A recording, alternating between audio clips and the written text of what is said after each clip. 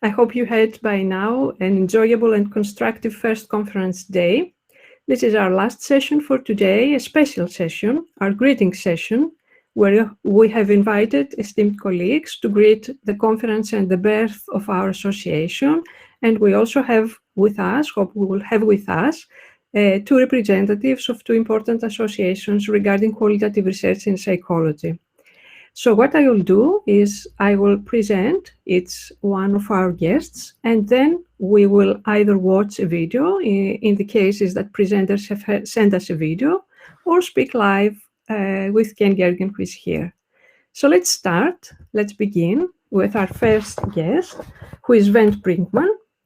Sven is a professor of psychology in the Department of Communication and Psychology at Aalborg University in Denmark. And he also serves as a co-director of the Center for Qualitative Studies. He is well known for his work regarding philosophical, epistemological, and methodological issues in psychology and social sciences more broadly. And here you can see his fingerprint from research portal of Aalborg University, where you can see these fields of study that he has left his fingerprint on. He is published widely and extensively, including books for a broader audience, and his work has had a significant impact up to date. Sven was going to be our second keynote speaker when we were planning to have the conference last June, but unfortunately, because of the change of plans to all of us, he could not make it to be here today, neither as a keynote speaker or live. And he has sent us his video. We are thankful, of course, for his contribution, for sending us his greetings. So let's watch Sven's video. Hello. Sven's greeting now. My name is Sven Brinkmann, and I am a professor of general psychology and qualitative methods at Aalborg University in Denmark. And this is just a short message to greet everyone for the new conference. I'm really pleased that it is taking place. I wish I could have attended. I also wish that it could have been in a physical form. It should have been that last year, but hopefully everyone will have a good and fruitful conference in the format that is possible this year. I also wish to congratulate the organizers of the conference and the people behind the EQUIP organization for having created this wonderful opportunity for qualitative psychologists across Europe to come together and meet and exchange ideas at this and future conferences.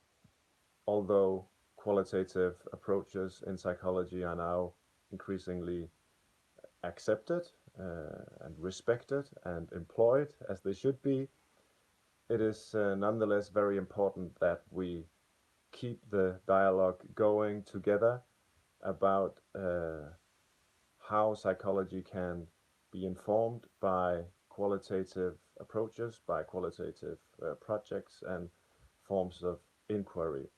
So it is extremely valuable that we now have this organization, that we now have this conference that is hopefully just the beginning of a long and wonderful trajectory of conferences about qualitative psychology in Europe. Thanks for listening and have a nice conference, everyone. Thank you.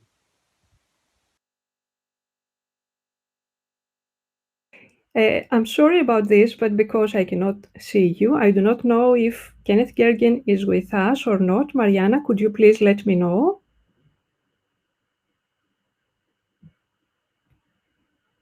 Is Ken with us?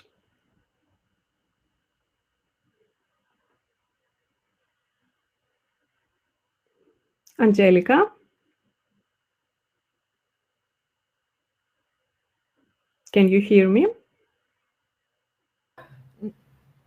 Is Ken Gergen with us? No, he's not here with us. Not here with us. Okay. Sorry about this, but as you know, in live streaming, I cannot see anyone, so I have to ask. So, okay, I will move on to our next guest and the next video, and hopefully Ken, because he joined us just a few minutes ago, something must have happened. Okay, these things happen. let's hope that by the end of the session we will have him with us. Okay, so I will move on to our next speaker, invited guest, who is Jonathan Smith. Jonathan Smith is a professor of psychology at Birkbeck University in London, and I don't think I need to introduce to you the fact that he developed interpretative phenomenological analysis, IPA. He has been particularly influential in promoting qualitative research in psychology, and he leads the IPA research group at Birkbeck, which is a hub for IPA activities, including support for researchers nationally and internationally, a group of researchers who are doing work in respect of experiences of health, illness, and the process of personal change. He's also a honorary fellow of the British Psychological Society. We don't have Jonathan with us today, but he was kind enough to send us a video, and we're thankful that he also wanted to greet our conference and our newly born association. So can we please have the video of Jonathan Smith, please?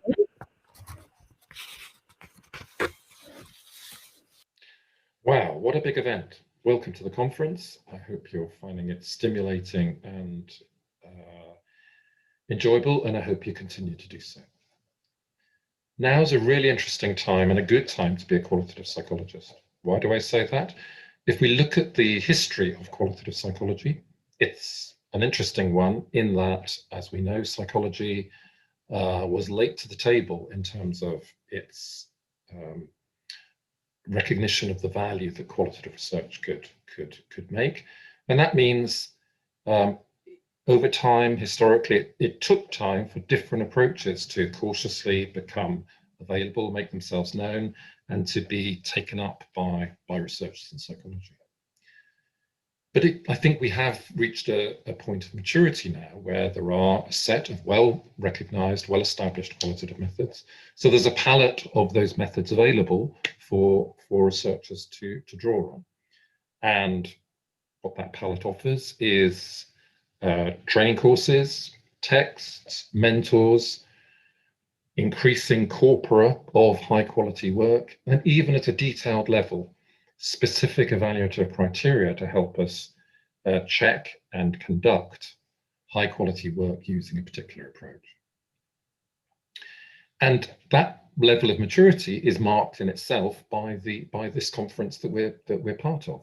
If you look at the sheer scale of it, the number of presentations there are from people from all over, from many different countries, and equally importantly, using different approaches. I think, as I said, the conference marks that growing maturity in qualitative psychology. So that's the present. What about the future? Well, there's many exciting developments. I'd just like to talk about two related strands that I think for me are important. While it is the case that there are now these well-established qualitative methods available, doing high quality, doing good qualitative research is difficult and demanding, and therefore there's still plenty of scope for working towards manifesting the full potential that particular approaches have to offer. So I would encourage people to carry on the pursuit of high quality research using the specific approaches to push them to their full potential in terms of sophistication and nuance. And so we establish an even bigger corpus of high quality research using the different approaches. So that can happen, but at the same time, we are now at a place because of this maturity where, and it's already started to happen, but it can happen even more, we can look at cross-fertilization across the approaches. Human phenomena, the human condition is so complex that no one approach can answer everything in its own terms. We need to be looking across. And so I expect to see, and I welcome into the future, more of that synthesis, cross-fertilization, different approaches, different researchers working together to help mutually illuminate the topics of interest. So that's thinking about collaboration into the future in one way. There's another important way in which collaboration can happen, and this meeting is a manifestation of that. So the development of a trans-European qualitative community is a really exciting development and offers the opportunity for more collaboration and comparison across Europe. So culture is a key concern for qualitative researchers. And so this network, in effect, offers an amazing natural experiment where we can look at the phenomena we're interested in and make comparisons and collaborations across a vast array of different sites. So how are the constructs, the objects of concern, how are they differentially framed, articulated, perceived in different cultural groups? A more specific example, what are the similarities and differences in the way participants in different countries make sense of experiences that are ostensibly of the same phenomena? Let's look in detail at the convergence and divergences we get across different communities, different countries, different places. And so this marks a really exciting opportunity for dramatically enhancing our understanding of the phenomena we're interested in through engaging in these multiple lenses across the continent. And finally, this conference itself represents a little crucible for the very thing that I'm talking about. As we're sat here listening to researchers from different places talking about their projects, we are taking part in that collaborative endeavor. And so what I'd like to do is encourage, I hope that you will, during the conference, have the opportunity to engage in some stimulating conversations with people from other countries in order to be part of this collective group as we're shaping this very exciting endeavor that we're part of. Thank you.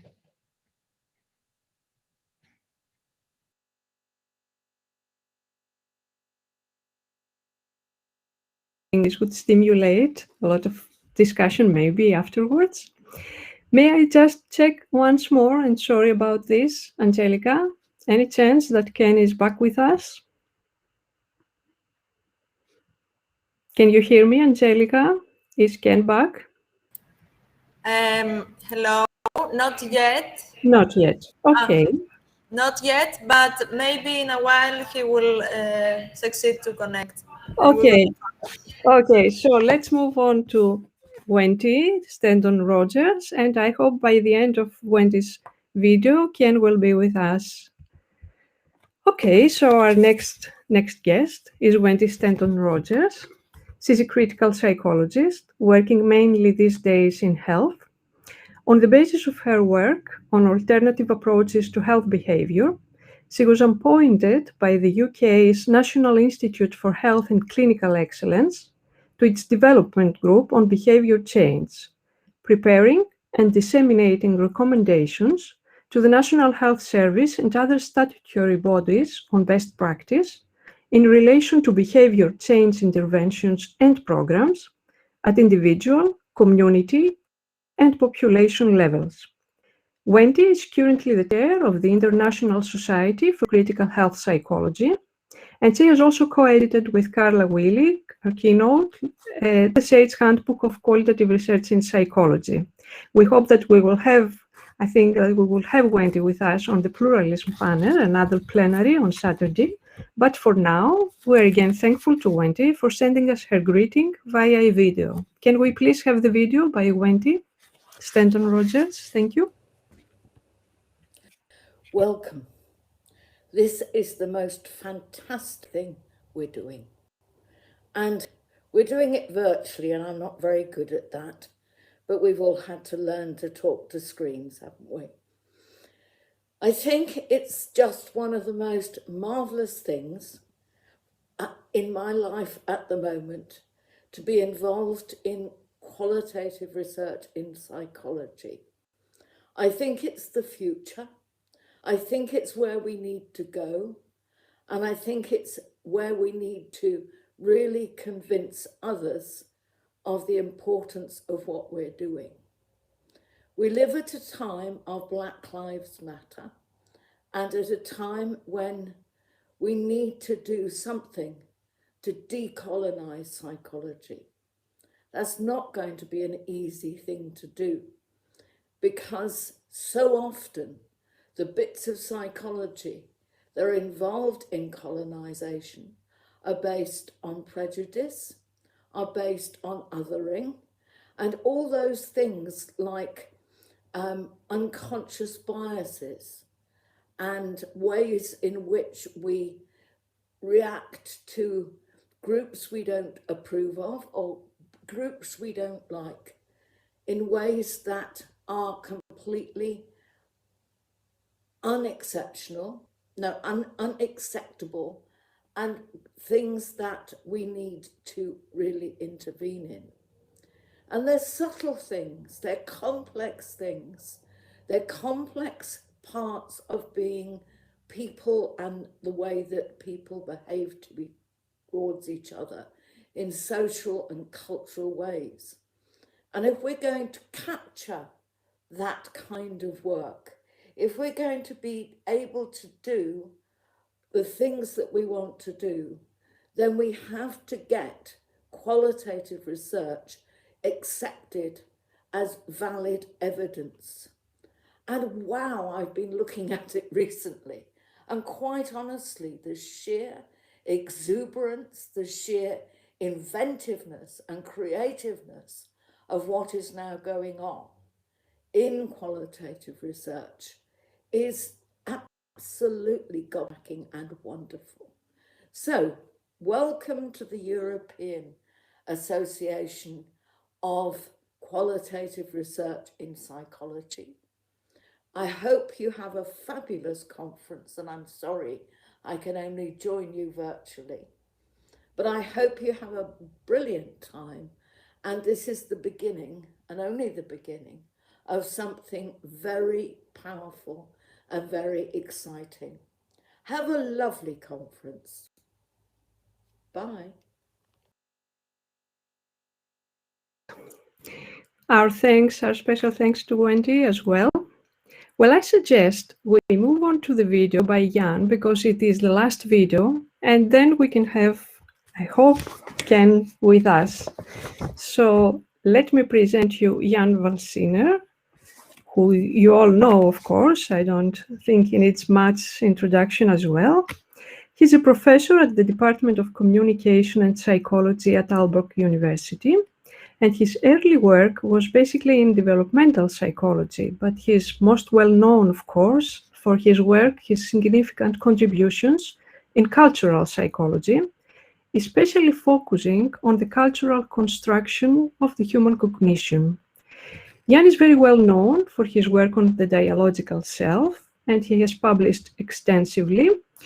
And he has also edited the Oxford Handbook of Culture and Psychology, and has a very extensive network of colleagues. This is again a graphic from the research portal of Aalborg University, which shows Jan's network of colleagues. And in 1995, Jan was awarded the Alexander von Humboldt Prize in Germany for his interdisciplinary work on human development. Jan also sent us his greetings via video. We are thankful to Jan, of course, as well. And let's have a look. Let's listen to Jan via his video.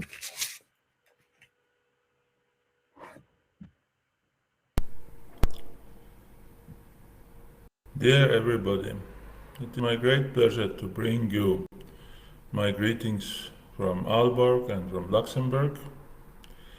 I wish I could be with you in this important conference. However, maybe next time. The main substance of my greeting to you is a caution. Qualitative methods are very good. They need to be standard in all of our psychological and sociological efforts. But they need to be situated in a more concrete methodological cycle that we have been describing. Just changing from quantitative to qualitative methods in our sciences solves no problems.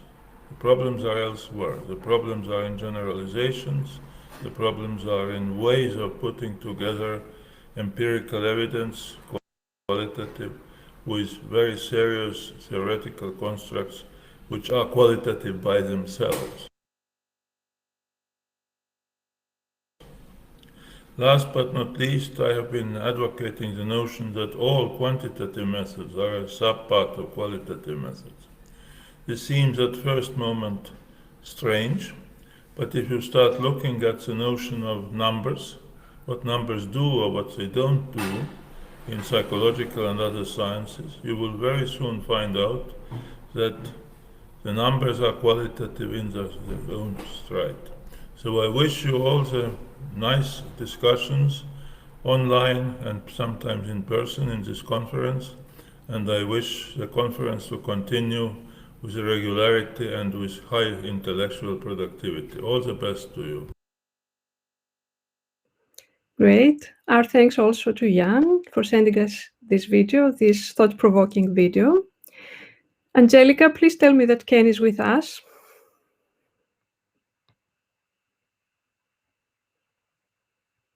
Angelica? Can you hear me? Now we can hear you. Yes, Yes. Mr. Kenneth is with us. He will come up right now. Perfect. So that's the time to introduce him to the audience. It is really difficult to find a way to condense Ken's outstanding achievements within the 1 minute I have for this introduction. He's a senior research professor of psychology at Swarthmore College and a founding member of Taos Institute, a community and extensive network of people who are sharing social constructionist ideas. Of course, Ken has been a major figure in developing social constructionist theory, shaking the world not only of social psychology with his seminal paper in 1973, Social Psychology as History, but the grounds of the whole discipline of psychology, of course. He has been, as you know, very influential in promoting qualitative research in psychology. He has extensively published articles and books. A very well-known book of his is, of course, An Invitation to Social Construction, and a newly published book, again, I think something which will shake the grounds of education, Beyond the Tyranny of Testing, Relational Evaluation in Education, which he co-edits with Sirtok Gil.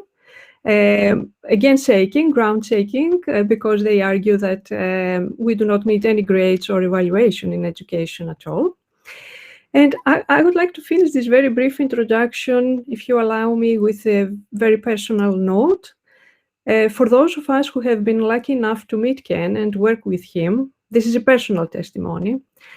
I think that Ken, further to being a beloved colleague, actually performs the participatory and collaborative relationships he's theoretically preaching about. Ken, I cannot see you, but I know you're there. I'm delighted that you're with us today. Thank you so much for accepting our invitation. Thank you so much for being here. Welcome to our conference. The floor is yours.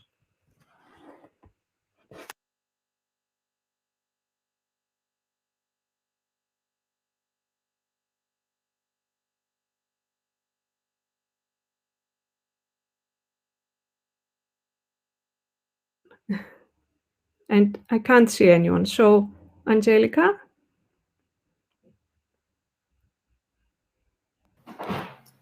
Hello, I'm sorry, Mr. Kenneth, you need to open your microphone, please. If you can. Below your screen, there is a little microphone that it's...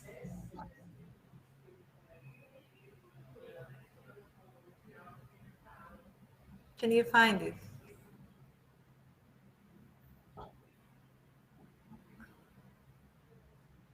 Maybe we should continue, and Mr. Kenneth, when he's ready, he will come back to us. Can you see Ken? And is yes, it only... but it's only the microphone thing. Yes. We cannot hear him. Let's continue, and we will. Because it would be nice to listen to Ken right after his introduction. This is the only thing which worries me. But okay, do we have Simon with us? Simon Goodman. Mr. Simon, no, he's not with us at the moment. He's not with us. Okay, this greeting session, okay.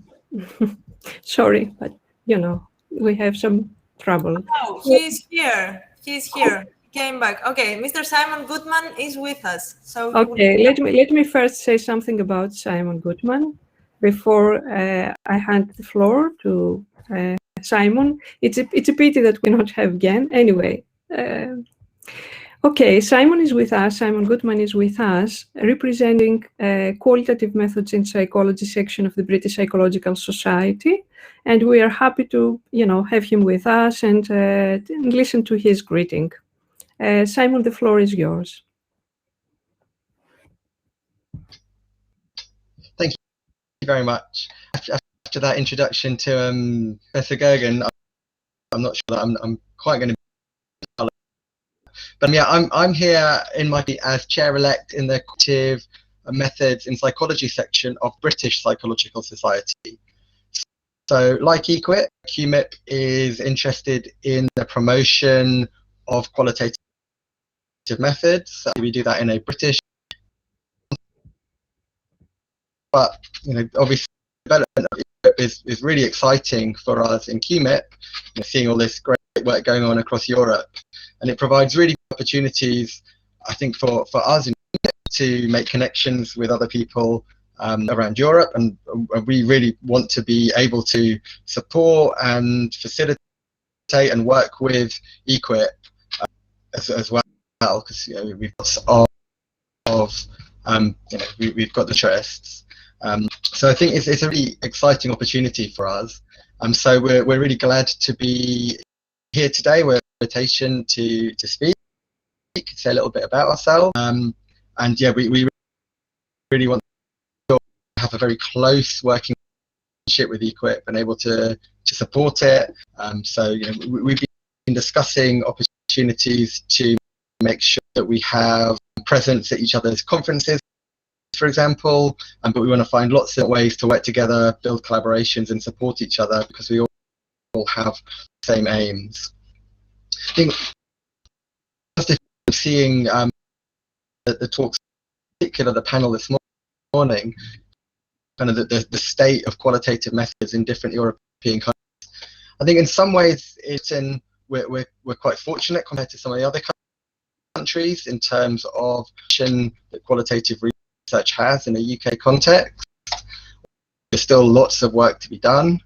Encouraging, I think, to see in countries where there's less status in qualitative research, to see that there's still great stuff going on and that's building and developing. EQUIP is going to continue to support that, so that's really, really great. A little concerned to see that in some places where there's a bit of a pushback against it, which seems to be part of a wider pushback against some kind of progressive idea in general. I think, you know, we can see the between research and progressive ideas. So I think that's something we need to be really wary of. Certainly, I mean, there's very few countries where qualitative research is on a equal footing with quantitative research, and even then there's still against it. So there's lots of work to be done, you know, but both national levels and across Europe, opportunities as well. So I think it's really great that you know, QMIP is able to be associated with EQUIP. It's a conference. It's great to see so much stuff going on, qualitative research in Europe. So we look forward to working closely with EQUIP and being able to support it as best as we can. Thank you so much, Simon. Thank you for accepting our invitation to be here. It's really important to enhance our bonds. And thank you for this lovely presentation of QMIP and our collaboration. Thank you. Okay, another check, if you'll excuse me. Angelica, I think Zsuzsa Kallo, who was going to represent SCUP, is not with us. Am I correct? Yes, you are correct. Yes. It's not with us. So the only speaker who is left for this greeting session is Ken. What is the situation with Ken now? We're working on it. He seems to have... oh, here it is. Okay. He is with us. Mr. Kenneth, can you hear us? Can you say something? Can you hear us? Still, he has troubles with his He has trouble. with his microphone. Yes, I believe so. Okay, that's such a pity. I will stop sharing my PowerPoint. I don't know what you can see in the screen, or if you can see anything now. Okay. And I'm back with you now. At least I can see you, Angelica. Yes. But I cannot see Ken. I cannot see Ken, unfortunately.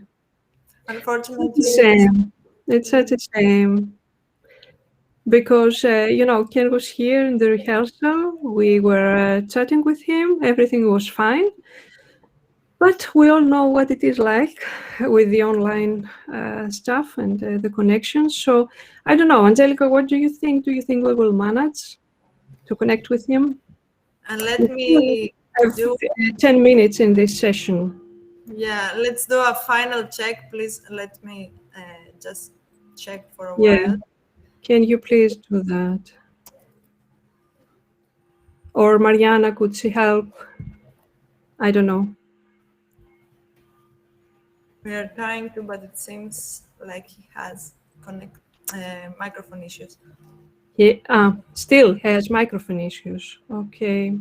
Yeah, I don't believe he will be able to be online. No, I'm sorry. no. Yeah. That's such a shame. That's such a shame. But I can make a networking table where you can all go after that, because it's also the networking time. So if you It is, you're right. It is, you're right. But so many networking tables. But can you please make a networking table where we can just meet Ken and listen to him or something like that? I don't know. All right, I will make one. It's such a shame, really, everyone. I'm so sorry that we cannot make it with Ken. Such a shame. But anyway, thank you all for attending this greeting session. I think, I don't know, we do not want to keep you waiting because Angelica estimates that Ken will not make it, right? So, Yeah, sorry. so okay. We can have, you know, some break before the networking tables, the welcome online meetings. You can find many networking tables there. So, Angelica, I don't know, are we finishing? Let's say no. No? I Last would minute, like we'll make it?